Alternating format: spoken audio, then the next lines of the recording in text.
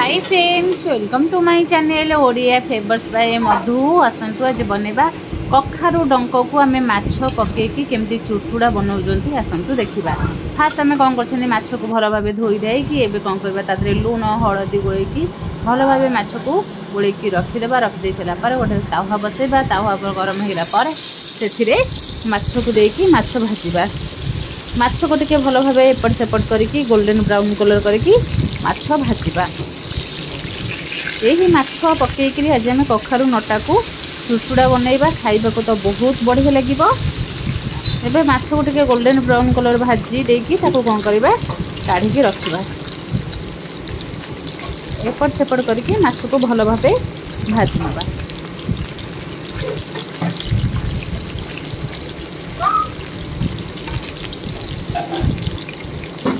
एबे हमर माछ ये भाव कौन करबा गोल्डन ब्राउन कलर करके माछ को भाजी नबा।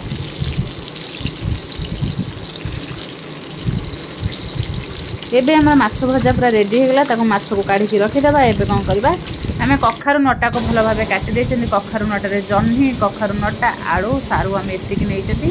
एबे कौन करबा ये को भल भाव काटी देछन। याको चोपा छोड़ेकी सारू भी भल भाव चोपा छोड़े देछन। आलू आम दुईटा पकईछन। सारू आम 7-8टा सारू पकईछन। ता सहित 4-5टा आम जन्ही को काटिकी पकईछन। तापर पुणी पछरे आउ टिके कखारू काटिकी पकेइबा। एबे कौन करबा गोटे कढ़ई बसेबा। गैस पर कढ़ई गरम होला पर गोटे स्पून तेल दे सारा पर से परिवा टिके पकईकी भल भाव भाजी नबा। तेल पकईकी भल भाव कखारू नटा परिवा को भल भाव संतुली नबा। एमती कौन करवा एपट सेपट करके संतुली देवा। संतुला होगा पर से देवा स्वाद अनुसार लुण हल्दी पाउडर गोटे स्पून देकी कौन करवा गोले नबा। कखारू टिके मैं पछरे पकेबा कहीं कखारू आगे पकेले परिवा से बहुत शीघ्र सीझी जाए।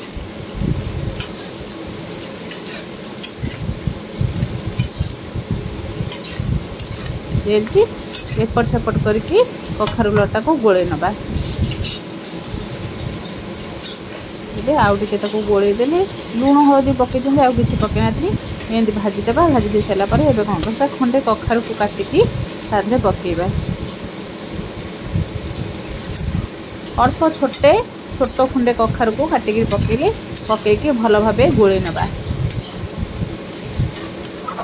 समस्ते सोरिष देकी राई करते। आम सोरिष दबानी अदा रसुण पकईकी माछ मुंड लांज पकईकी भल भाव चुड़चुड़ा बनइबा। एबे कौन कले गोटे ग्लास पानी देकी आपको भल भाव गोले देले। गोले देकी एबे कौन करबा ताको घोड़े देबा।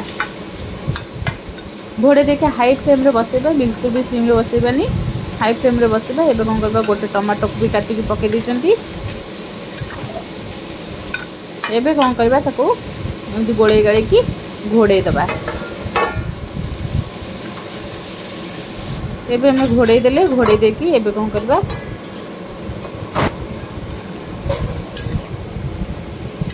एमती तापरे आउ टिके ताको गोले नबा।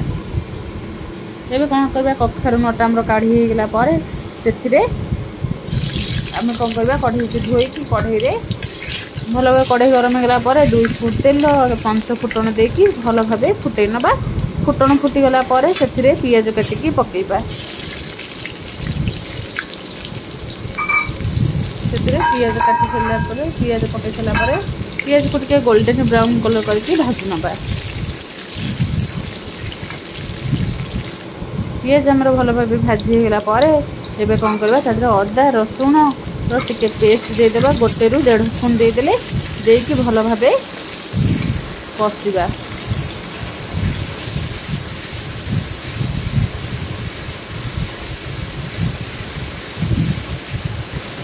आपको भल भाव टिके कषि देबा।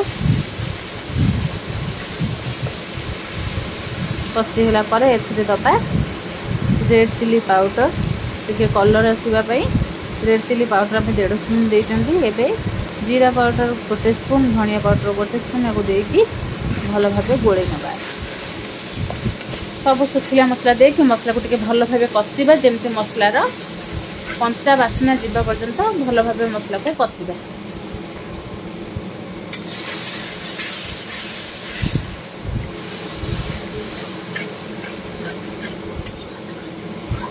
मसला आमर कषि गला टे पानी देकी मसला को कषा जेपर्यंत मसला एमती तेल न बाहर।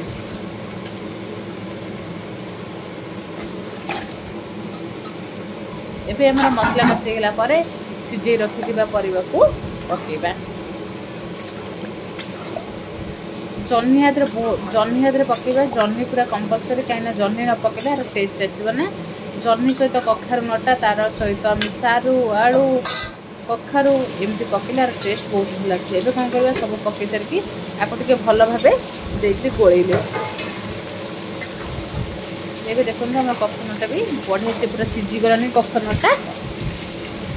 एबे तादरे माछ मुंड माछर गंडे पेटी माछ पकईकि भल भाबे माछ को भांगी देइचंती। एमती माछ मुंड लांच सब एमती पकईकि भजा माछ को एमती कौन करबा गोळे नबा।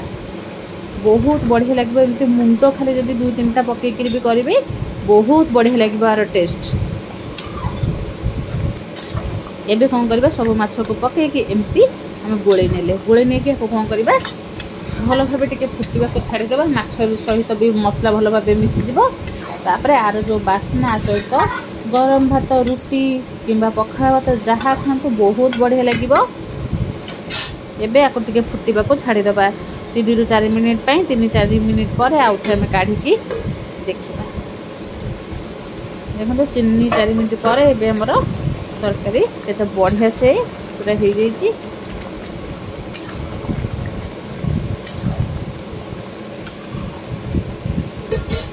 एबे सब गोळे गिड़े देके लास्ट को आधरे धनिया पत्र टिके काटिके पकईदेवा। जदि जीरा भी बाटिकी देवे आहरी बढ़िया लगे। खाली कंचा जीरा को बाटिकी जदि देवे आधर आहरी टेस्ट बहुत बढ़िया लगे। एबे धनिया पत्र पकईकि आउ टिके गोळे नेबा। धनिया पत्र पकई सारा पर सेतिरे आउ टिके गरम मसला भी पकईबा। देखते एबे हमर कखारू डंक सहित माछ मुंडर तरकारी बहुत बढ़िया से हो जाइए। आपको तरकारी कहींपारे चुटचुड़ा कहींपारे कहीं ये बहुत बहलिया एमती कौन करबा गरम मसला पकईकि 1 स्पून एमती गोळे नबा। गरम मसला पकई दे सारा पर एबे कौन करबा गैस को टिके मीडियम रखिदेबा। माछ भी बढ़िया से मिसी जाइए। आ केते बहलिया बहलिया तरकारी होइछि। सारू आमर पड़ता सारू पूरा बोही जाइए। ता सहित कखारू भी पूरा सिझी जाइए। एबे देखंतु पूरा बढ़िया से हमर तरकारी रेडी होला। एबे कौन करबा गैस को बंद कर देबा। गैस को बंद करके तरकारी देखिए गैस बंद कर सारा पर तरकारी कलर केते बढ़िया से जाइए। निहाती थरे एमती ट्राए करंतु। जदि भल लगे लाइक शेयर सब्सक्राइब निश्चय करेंगे।